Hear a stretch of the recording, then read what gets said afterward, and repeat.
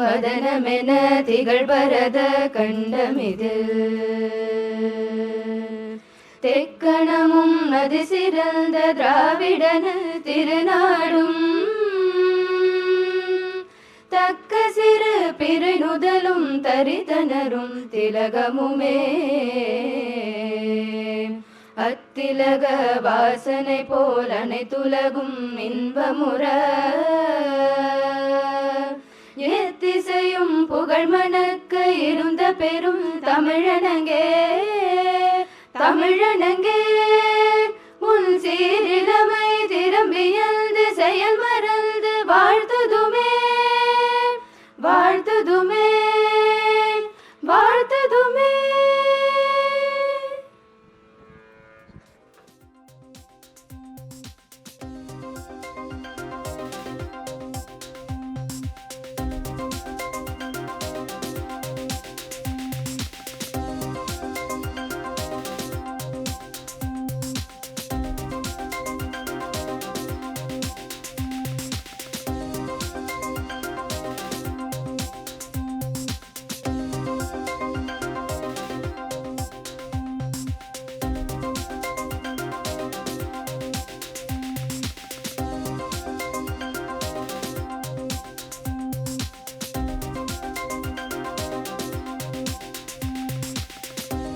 Honorable members of the Legislative Assembly, Vanakkam.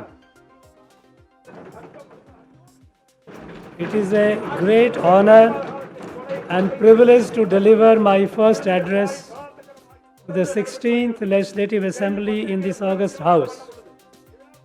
This House has a glorious heritage, and all of you are proud inheritors of this legacy. I take this opportunity to extend my warm greetings for the new year and Pongal to all the members and to the people of Tamil Nadu. I wish that this year brings happiness, prosperity, and well-being to the people of the state. I would like to congratulate the Honorable Chief Minister Thiru M.K. Stalin for galvanizing the entire government machinery and effectively managing the second wave of the COVID pandemic by ramping up health infrastructure, ensuring availability of oxygen and essential drugs, and transforming the vaccination drive into a people's movement immediately after assuming office. The government's strategy in successfully containing the second wave without significantly affecting people's livelihood and economy has served as a model for the entire nation. The government has taken extensive measures to increase the coverage of vaccination against COVID. Mega vaccination drives are being conducted on a weekly basis throughout the state. When this government assumed office, the coverage of vaccination was very low, with only 8.09% of the eligible population having been administered the first dose and 2.84% the second dose. In just 7 months, due to the concerted efforts of this government, the vaccination coverage has been increased to 86.95% for the first dose and 60.71% for the second dose, with a total of 8.55 crore doses being administered. I request the people of Tamil Nadu to continue to cooperate with the government's efforts to ensure success. In line with the new policy announced by the Honorable Prime Minister on 25th December last year, the state has expanded the vaccination program to cover children in the age group of 15 to 18 years and will provide precaution dose for frontline staff, health workers, and vulnerable sections above 60 years of age. Recently, the Omicron variant of coronavirus has been identified and reported in many states of India, including Tamil Nadu. In order to prevent the spread of this variant, the government has strengthened testing and checking protocols at international airports. Based on the experience gained during the second wave, Tamil Nadu was one of the first states in the country in establishing facilities for genome sequencing. Further, the government is augmenting RT-PCR testing facilities, installing oxygen-generating PSA plants, and increasing ICU beds. The government is fully prepared to tackle the new variant and the challenges it poses. The government is providing rupees 25 lakhs ex gratia to the families of frontline workers who lost their lives due to COVID and rupees 5 lakhs to children who have lost their parents. Further, the Tamil Nadu government has ordered an ex gratia of rupees 50,000 from the State Disaster Response Fund to the kin of persons who have lost their lives due to COVID.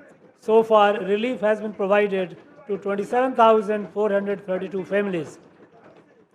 Heeding to the appeal of the Honorable Chief Minister, donations from various quarters have poured into the Chief Minister Public Relief Fund.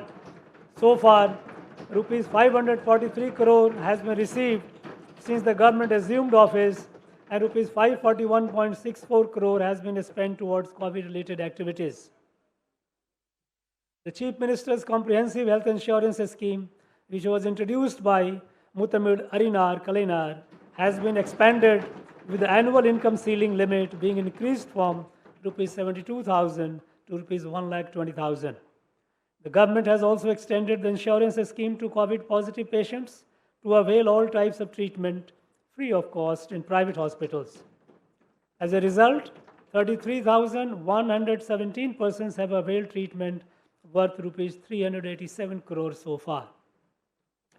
The government has launched a novel scheme of providing health services at the doorsteps of people, Makkalai Thedi Marutuvam.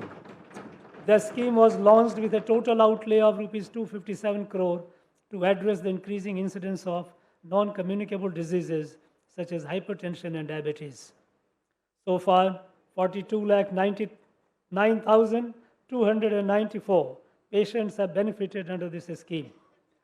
Varumam Kappom Tittam, which was launched by Muthamid Arinar Kalainar, has been revived by this government, and medical camps are being conducted throughout the state under this scheme.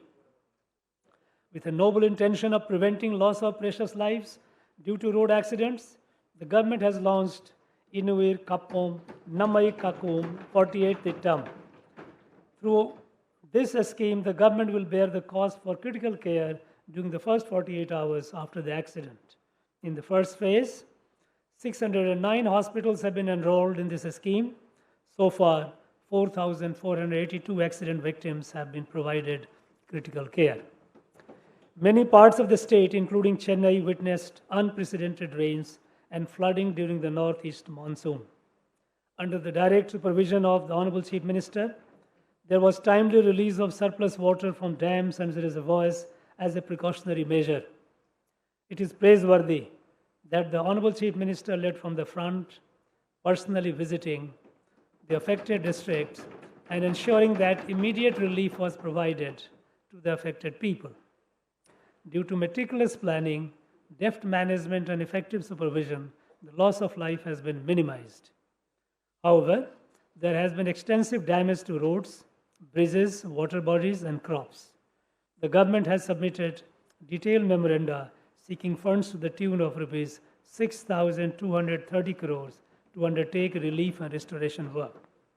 We urge that funds from National Disaster Response Fund be released immediately in order to ameliorate the effects of damage caused by the floods.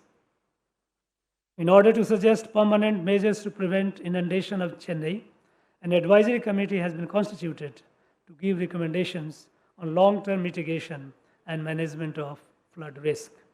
This government will implement the permanent measures recommended by the committee to prevent inundation and consequent damages. The government will distribute a gift hamper for Pongal containing 19 grocery items and sugarcane to all 2.15 crore rice ration card holders in the state at a total cost of rupees 1,297 crore, so that the people who were severely impacted by the second wave of COVID and unprecedented rains can celebrate the Pongal festival with joy. The GST compensation regime is coming to an end on 30 June 2022. After the introduction of GST, the state was not able to realize the high growth of tax collection that it had witnessed during the VAT regime. The COVID pandemic has further exacerbated this problem. The state's revenues are yet to recover, and it would adversely impact the state finances if the compensation is not extended for at least 2 more years.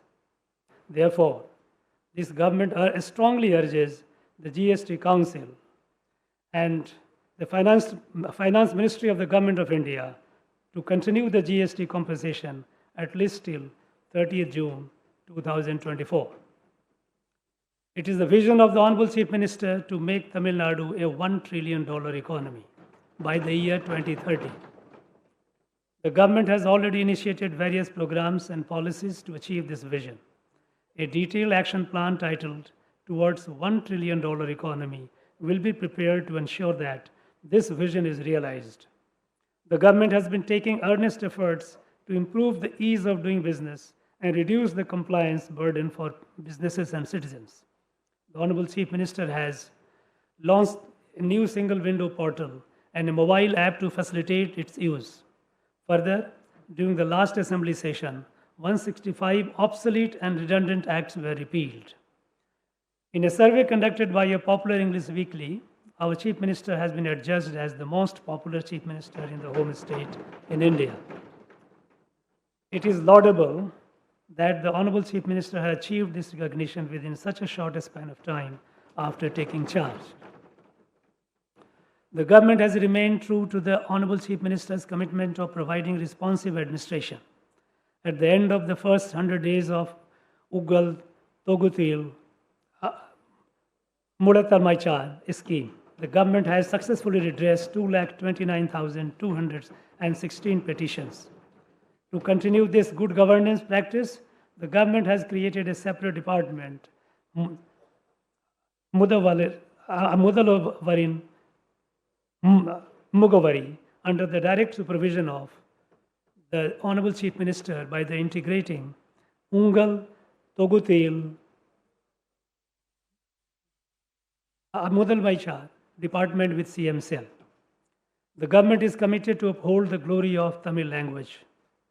Muthamil Arinar Kalanar had declared that the song Nirarum Kadaludut, penned by Manomaniyan Sundarnar, should be sung as Tamil Thai Vardu in government programs.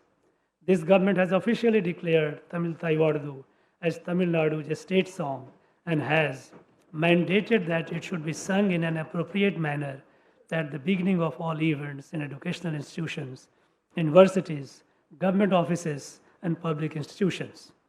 Steps will be taken to encourage this practice even in private institutions.